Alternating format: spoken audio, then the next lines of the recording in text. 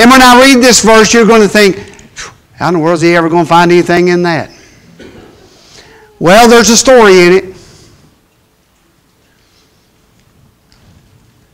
Amos chapter 5, verse 19. As if a man did flee from a lion, and a bear met him, or went into the house, and leaned his hand on the wall, and the serpent bit him. That's it. Any ideals? Bad day. Let me tell you.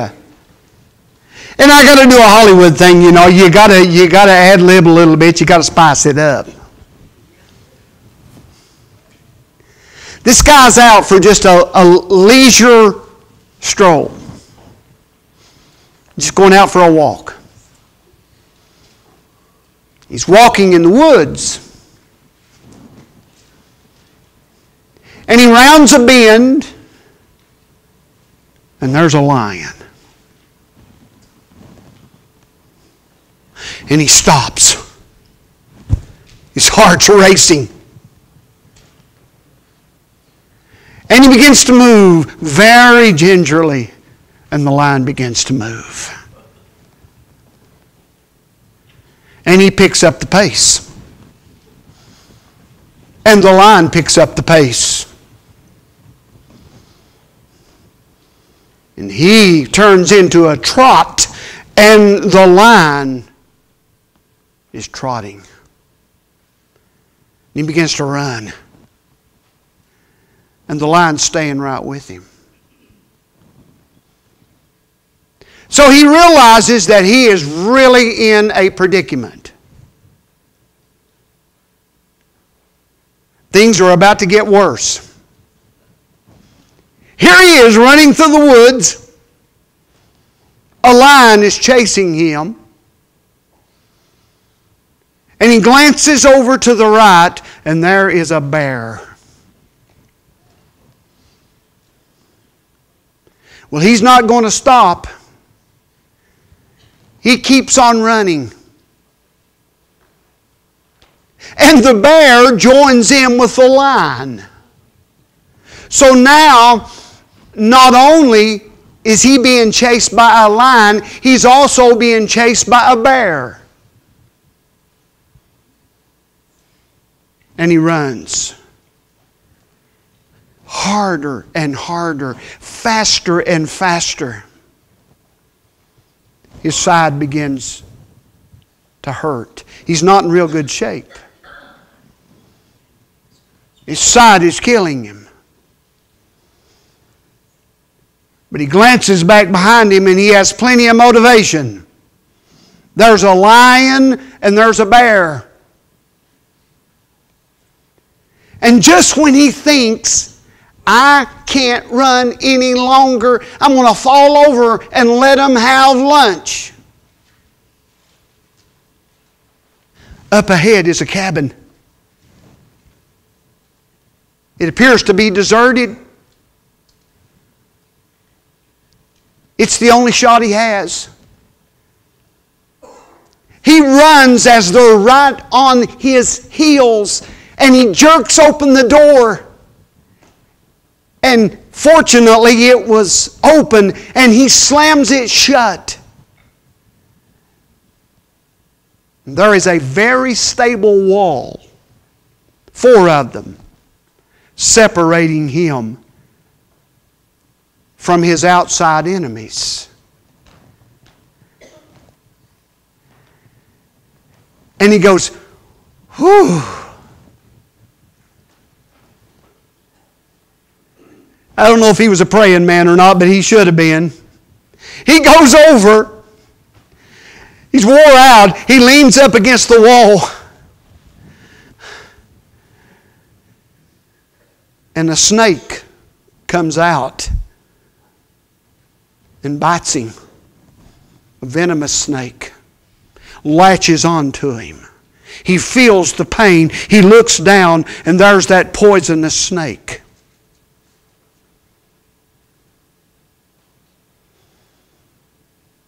And in only a matter of seconds, he begins to feel the effect of that venom in his body. And he slides on down the wall. And he dies. That's what that verse is about.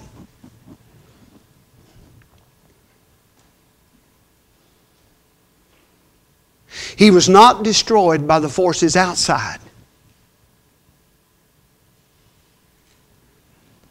He was destroyed by the forces inside.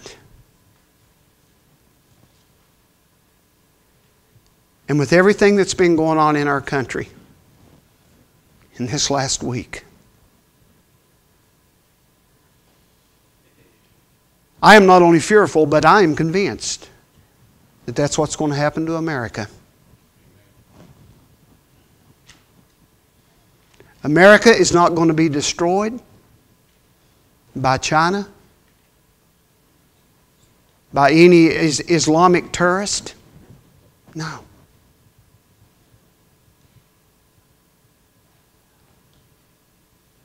When the epitaph is written on America, no one will be able to brag, "We took down the giant."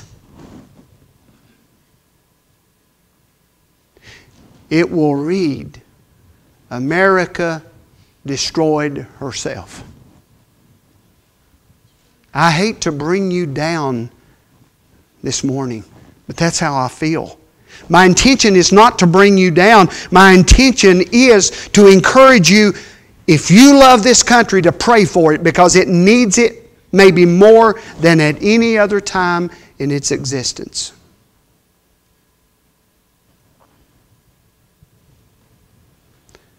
I became fascinated some time back with implosions.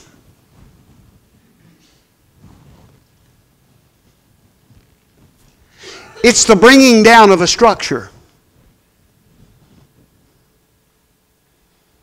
I was amazed at how much was involved in that.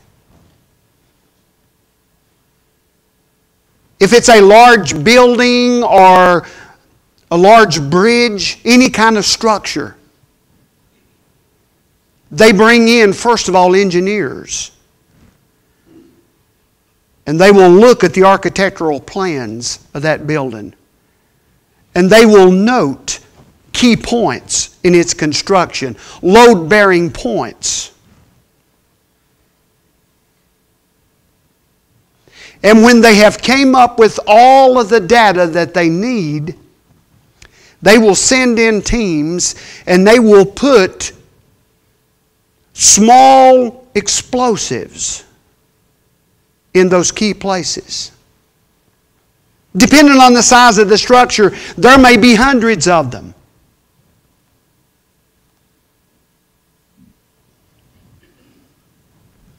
Then when all of them are in place, you know, a lot of people would think when you bring down a building, you just put tons and tons and tons of dynamite in there and blow it. No. Do you know they can implode a building in the middle of a downtown area and never harm adjacent buildings? Never even crack a window. Because it's all about know-how and technology and the placement of those small explosives.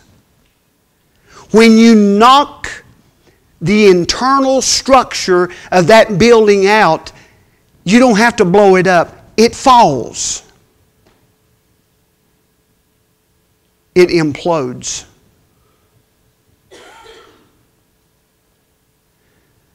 That's what happened to the guy in our text. He was not affected by the outside forces. It was what was on the inside that got him. He imploded.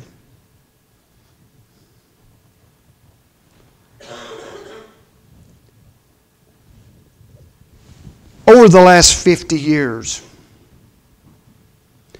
the Supreme Court of the United States of America has made 4 explosive decisions that have weakened the morale and the spiritual structure of this once great country. And I'll be honest with you, I believe that collapse is inevitable. I think right now we are living in between a time of explosions waiting for the implosion.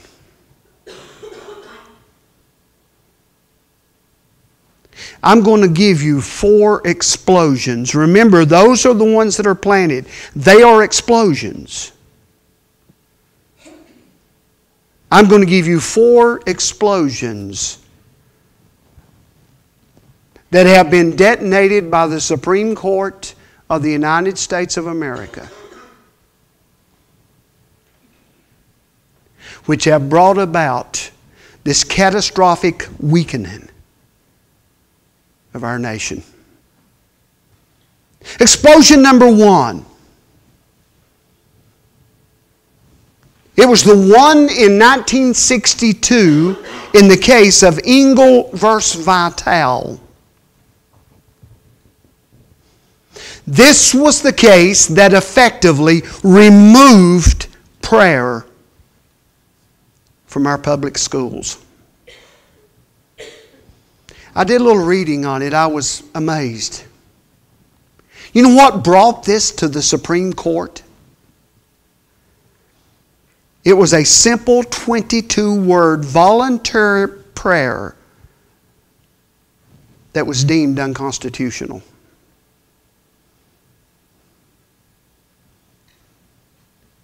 From that decision,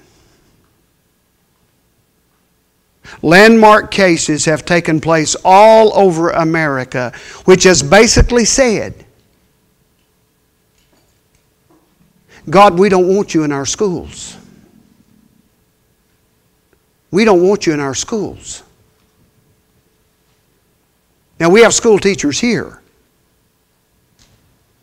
and I have the greatest respect for you.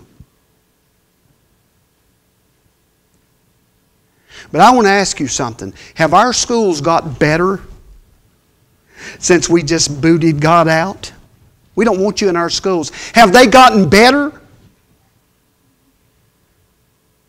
If they are, I'm missing something somewhere. And folks, you've got to keep in mind, we live in an area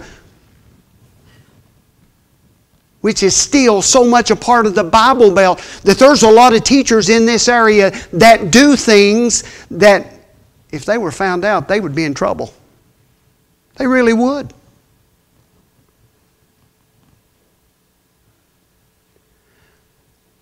I guess one of the things that I'll always remember about Phil's mom, Ruby, I'll always remember this about your mom, buddy.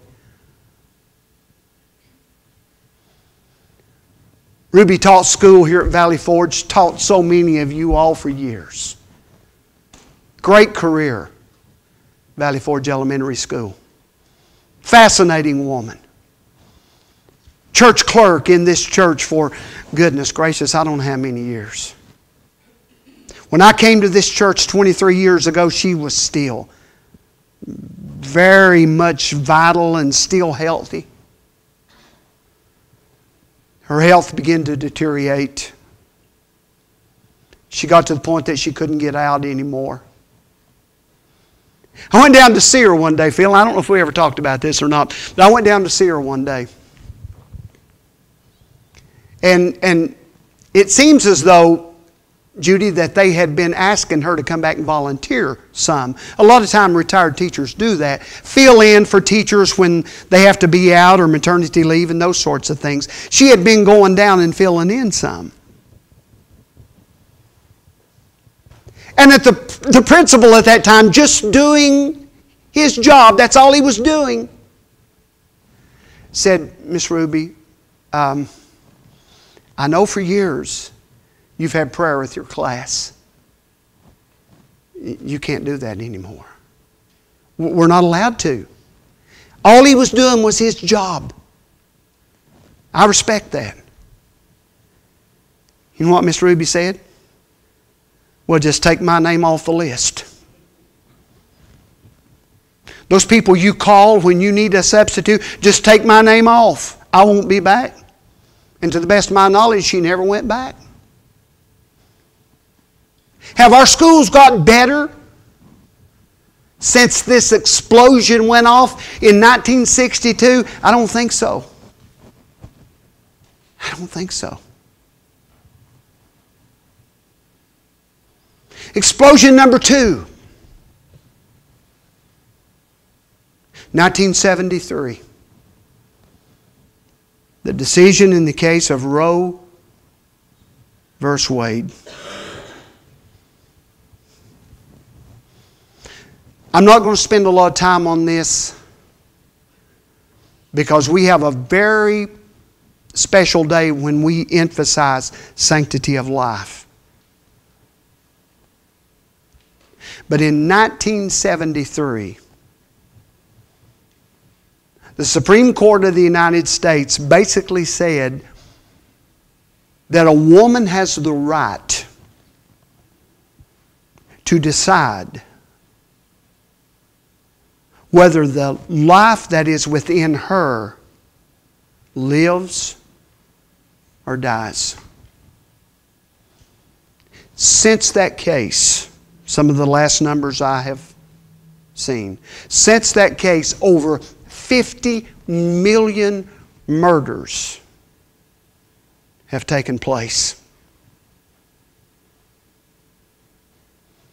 Many of you, and I don't want to get personal, some of you may be offended by this, but many of you saw in the paper where there was probably one of the largest auctions, estate auctions, that just recently, 2 of them, in fact one of them just out the street, but one of them was in town, by a gentleman who had accumulated Porsches and $200,000, $300,000 houses and everything else.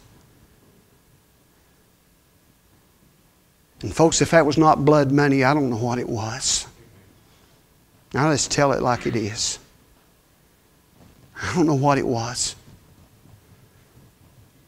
50 million innocent little babies have died since Roe versus Wade. I think that was an explosion that America is still paying for. I was reading an article by Dr. Robert Jeffress, and Dr. Jeffress, I've read a lot after him, and many of you know how much I love Dr. Rogers, Adrian Rogers. And I got to tell you that Dr. Robert Jeffress, First Baptist in Dallas, is becoming one of my favorite preachers right now. He talks about an aspect of abortion that we don't normally think of. It's not the most important thing. The most important thing is that we murder innocent children. But he brings something else into the mix. And that's what he's doing for America financially. Basically, since 1973, we have murdered 20% of our population. And there's estimations that talk about how much revenue that would put into our country. And we have trillions of debt. And I'd never really thought of that. What we're doing to ourselves, not only morally, but economically. By murdering babies. By the way, you know what the government's solution is? Murder somebody else. And senior adults, that very well could be you and me. Because when you get to a place that you can't contribute, the mentality today with euthanasia is you need to be exterminated. Scary. Never happened in America. Don't count on it. Don't count on it. Dr. Jeffress, who is called many times to argue the point of the right to life. He said, if I'm in a conversation with someone and they tell me I have the right to choose, he said, I will not let them free with just saying that. He said, I make them say, you also have the right to murder your child. He said, I make them say it. He said, you'll be surprised how many of them won't say it. He said, that's the complete sentence. If you say I have the right to choose, you must also say I have the right to murder my child. And that impacted me so much, I'm going to use that if I'm ever challenged. Explosion number 3.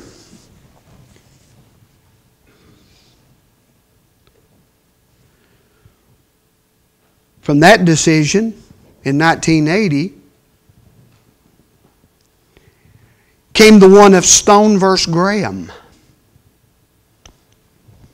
This was the one in which they stopped the public display of the Ten Commandments in public schools. Now, I did some reading on this. I wanted to find out what their reasoning was, what the justices came to, that would make them tear down. And we've had a lot of that happen right here. We've been affected in this area, in East Tennessee and in Southwest Virginia, with this very thing. And I wonder, Bob, why? What would cause them? I could paraphrase it and you'd think you're making that up. And I believe that's on a slide, Michael. You look at it, and I quote, if the posted copies of the Ten Commandments are to have any effect at all, it will induce the school children to read, meditate upon, perhaps venerate and obey the commandments. This is not a permissible state objective under the Establishment Clause of the First Amendment. End quote. In other words, their reasoning was this: if they read the Ten Commandments, they might obey them. And I thought, God forbid that would happen.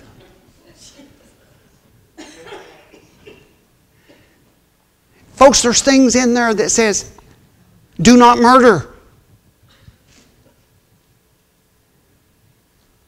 Murder's always been around, but it's at epic proportions now.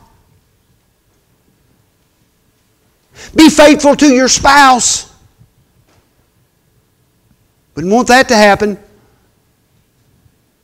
Honor your father and your mother. These folks are basic laws in which God gave us to protect ourselves.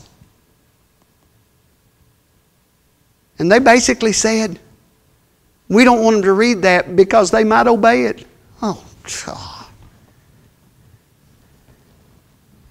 That's how crazy we are in our United States. I started to say world. No, in our United States. It's crazy. Explosion number 4. This was the decision of Lawrence and Garner versus the state of Texas in 2003. That decision, and you got to keep in mind Texas. Texas is a very conservative state. I love Texas. I've never even been there. Beth, I love Texas. I love Texas. Texas is a very, very conservative state. Politically, financially, and even religiously. The state of Texas has more Southern Baptist churches than most 3 or 4 of our other states.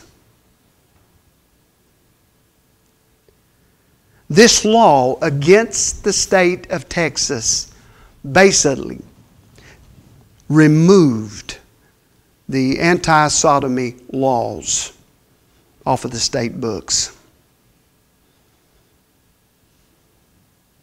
It had a domino effect that not only affected the state of Texas, but also has affected America as well. And it's continuing to happen today, which you probably know where I'm going with this. Justice Scalia,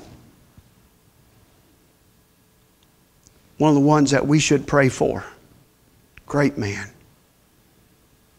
He said at that time, this reasoning leaves on pretty shaky ground the state laws limiting marriage to opposite sex couples. I read that and I thought, my goodness. Justice Scalia was being prophetic. He said that in 2003. It was this reasoning that led to the striking down just recently of the Defense of Marriage Act. That happened just a short time ago. I want you to look where we've came. In 1885, the Supreme Court dealt with this issue then. It was Murphy versus Ramsey. And it said marriage is a holy union consisting of a man and a woman.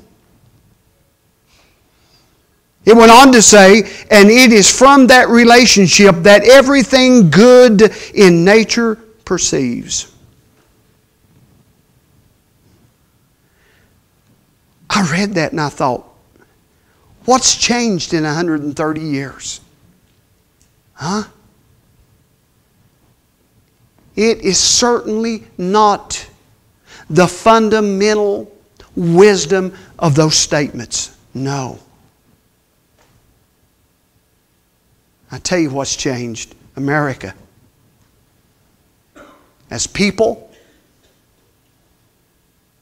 our culture, our moral standard. I thought this was interesting. The Hoover Institute did studies in several Scandinavian countries. Countries that had legalized same-sex marriage. And they found that in every country, in every single one of them, where they legalized same-sex marriage, the marriage rate among heterosexuals nosedived. Heterosexual people just quit marrying. You know why? Marriage didn't mean anything. It didn't mean anything. If marriage really doesn't matter as to who you marry or anything else, or what you marry, why get married? I was reading an article the other day, and they said, you know, basically with this ruling now about same-sex marriage, it's going to get to the point where somebody's going to say, well, I want to marry my dog. And they'll legally be able to do it. Or somebody's going to say, I want to marry 2 or 3. Polygamy. I want to have 3 or 4 wives. And will not be able to do anything about it. Nothing. Where does it end? I don't see any ending to it. Oh, I see an ending to it. I see an implosion.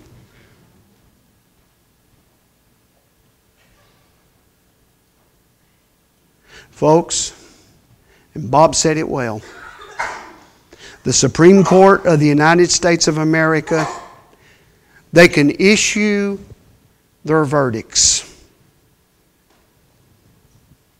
They can put out their dispositions. And it may affect America, and it will. But folks, their decisions will never change God, because He is unchangeable.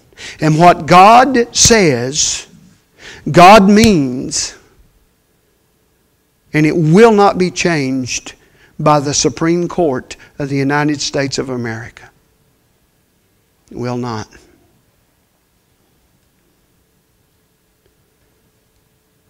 I couldn't help but think, and I may be wrong, but I couldn't help but think when Patsy asked for prayer that was maybe one of the things that she was thinking about.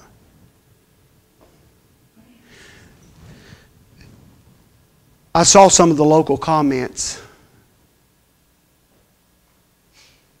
from some of our people, particularly as it related to the state of Tennessee. Governor Haslam said in his statement, the state of Tennessee voted in referendum to not legalize same-sex marriage. But the federal government of the United States has pushed the Supreme Court of the United States to overturn that to the point that it is now legal in 50 states.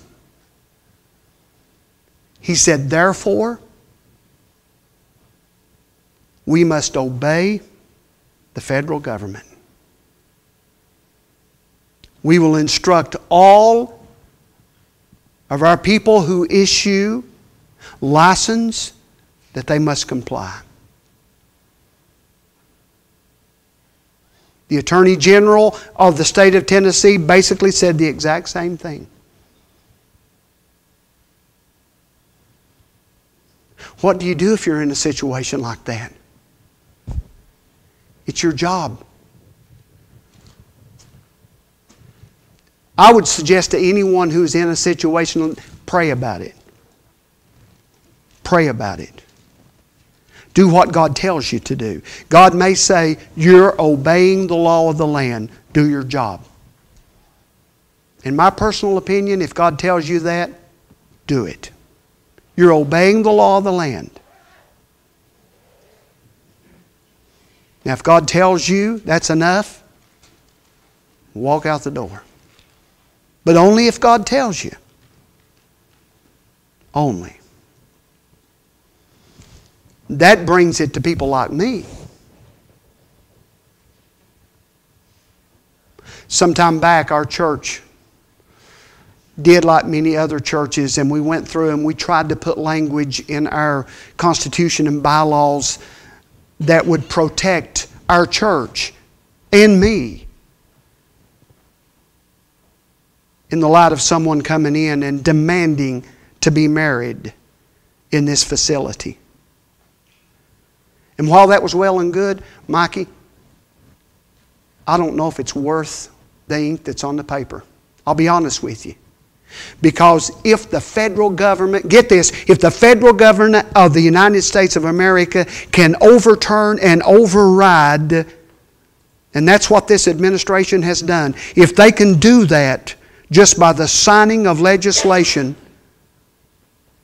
they can sign something into the law that says these states, these churches within these states have no right whatsoever to put any language in their constitution and bylaws that says what they can do and what they can't do. You say it won't happen. There's a lot of stuff happened that I wouldn't have thought it would happen. I don't want you to think I'm being boastful. But my situation is a little bit different from those who are working in places where they are bound to the legal letter of the law.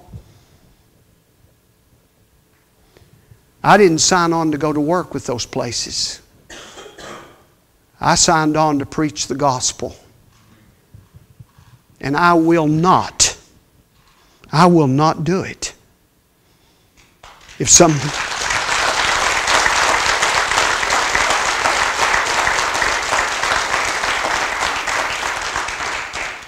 If someone comes to this church, someone's planted and they come to this church, y'all will be looking for a preacher.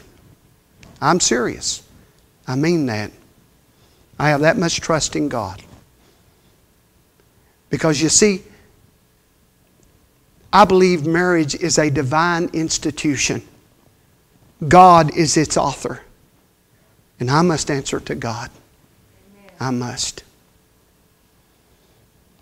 I wish I could have been more upbeat with you. I hate to get up and preach messages that bring you down. But I felt so much of a burden to do it today. Because I got to tell you, ladies and gentlemen, the United States of America is in trouble. We are in trouble. Serious trouble. Is there any hope? Well, there's always hope with God. But let me tell you the problem with that. These 4 explosions pretty much tell us that we've just kicked God out. I found out something about God. He is a perfect gentleman. If you don't want God, He won't bother you. He'll pretty much say, you're on your own. That's my fear. That God will say, that's enough. That's enough. If you love this country, you love this flag, pray for it. It needs it. Let's stand.